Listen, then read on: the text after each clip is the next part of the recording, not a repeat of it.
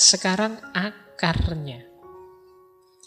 Orang yang ingin cerdas secara spiritual harus dimulai dari akarnya. Jadi pelan-pelan kita bangun kecerdasan spiritual. Diawali tentu saja dari kesungguhan. Ini mirip dengan yang emosional kemarin ya. Bahwa kecerdasan spiritual ini sifatnya potensi dalam diri kita. Kalau tidak digunakan ya tidak ada gunanya.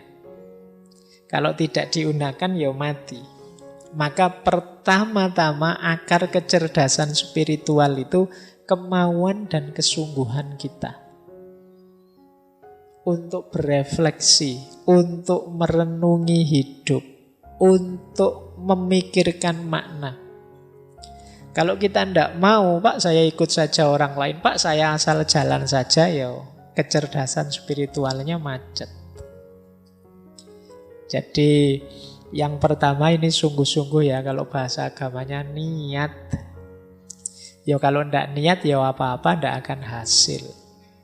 Jadi rumus pertama adalah yuk sungguh-sungguh mari menyisihkan waktu untuk merenung, untuk muhasabah, untuk memperhatikan hidup ini, diri kita, lingkungan kita, melalui refleksi, melalui tadabbur, tafakkur, dan lain sebagainya. Ini yang pertama, akarnya. Nah, biasanya kalau kita hidup secara serius, itu nanti akan bertemu pencerahan-pencerahan. Maka akar yang kedua ketercerahan. Ini momen wow, iya ya ternyata hidup ini begini. Itu momen pencerahan. Baru saya tahu ternyata saya itu manusia yang lemah. Ini namanya pencerahan. Baru aku sadar ternyata kemarin aku hanya GR saja. Ternyata aku tidak sehebat itu misalnya. Itu namanya pencerahan. Jadi ketika kita mengalami momen-momen pencerahan semacam ini alamat kita lebih cerdas secara spiritual. Jadi kan banyak orang yang belajar tapi ya tidak cerah-cerah. Ruwet terus uripe. Jadi banyak orang yang tercerahkan. Dan ini yang membuat ilmu itu asik. Kalau kalian merasa tidak kerasan membaca buku, tidak kerasan belajar, kemungkinan jarang ketemu pencerahan.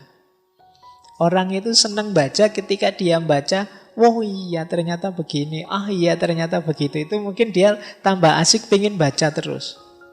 Tapi begitu baca, ini buku apa toh ya, susah sekali dipahami, susah ya, tidak jadi baca. Jadi momen ketercerahan itu kejarlah. Momen wow, momen aha, momen eureka, momen apa saja.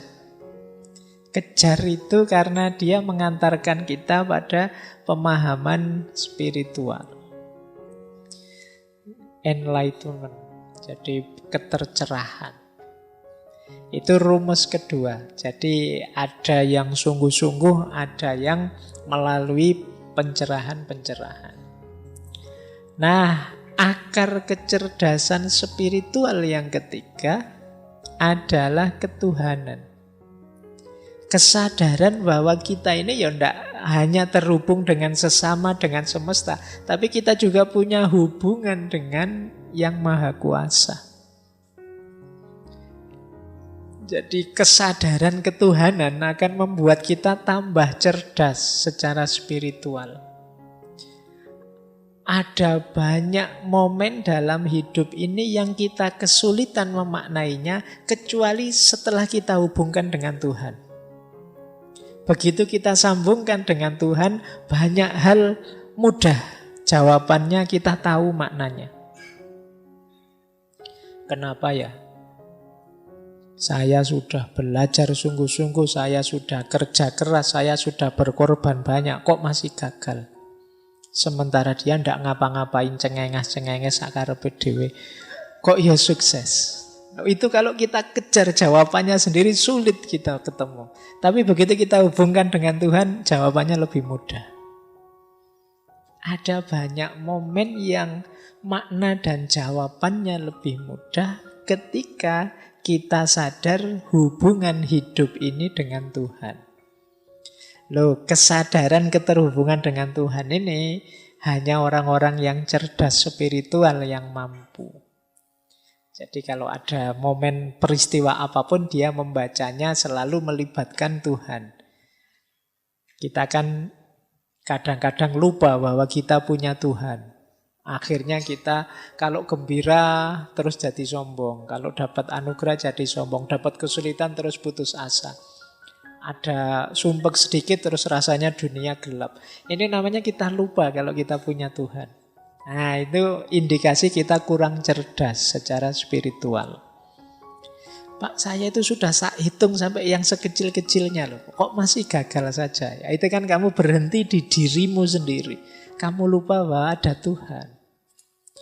Maka akar ketiga dari kecerdasan spiritual itu ketuhanan.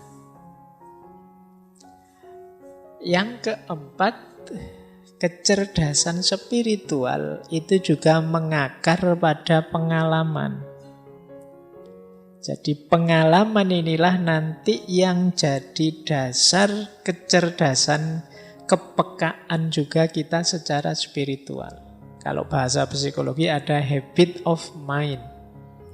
Pikiran kita terkondisikan peka dengan aspek makna, aspek spiritual. Itu mungkin bisa diawali dari pengalaman kita sejak kecil. Mungkin yang ngalami dulu ngaji di kampung, ngalami sama bapak ibu dipaksa sholat jamaah dan lain sebagainya. Itu kan pengalaman-pengalaman spiritual waktu kecil. Yang ini akan jadi habit kita. Jadi kebiasaan kita. Yang itu rasanya kita tidak enak kalau tidak begitu. Nah, itu buah dari pengalaman. Yang rajin sholat, ketika satu waktu terpaksa tidak sholat, itu kan rasanya ganjel. Sebaliknya juga begitu, yang tidak pernah sholat kok tiba-tiba sholat, itu kan momen mengesankan juga. Jadi, nah, yuk dari pengalaman terbangun habit of mind tadi. Jadi orang yang karakternya baik itu yuk biasanya karena memang dia dibiasakan dalam pengalamannya. Karakter-karakter yang baik. Sehingga terus karakter itu mengakar dalam dirinya. Nah, jadi akar selanjutnya pengalaman. Ya pengalaman itu ada yang kalau dalam ranah spiritual ada yang khas dua selain pengalaman biasa yang dibiasakan tadi. Yang pertama adalah pengalaman luar biasa dalam bentuk pengetahuan. Dan yang kedua pengalaman luar biasa dalam bentuk trauma. Pengalaman luar biasa dalam bentuk pengetahuan itu kalau dalam agama kadang menyebutnya ya pengetahuan intuitif atau kadang disebut laduni. Yang kita tidak belajar tiba-tiba paham. Karena ada ketercerahan itu saat kita membaca tercerahkan. Ada yang tidak membaca tapi tercerahkan. Nah ini pengalaman luar biasa juga. Ini bisa juga menumbuhkan kesadaran dan kecerdasan spiritual. Jadi yang sifatnya intuitif. Wow-nya tidak melalui proses biasa. Ini juga jenis pengalaman. Ada juga pengalaman traumatik. Kalau pengalaman traumatik ini pengalaman luar biasa yang membuat trauma. Cuma traumanya efeknya positif. Geser ke ranah spiritual. Misalnya setelah di DO baru sadar bahwa ternyata Tuhan itu maha kuasa. Nah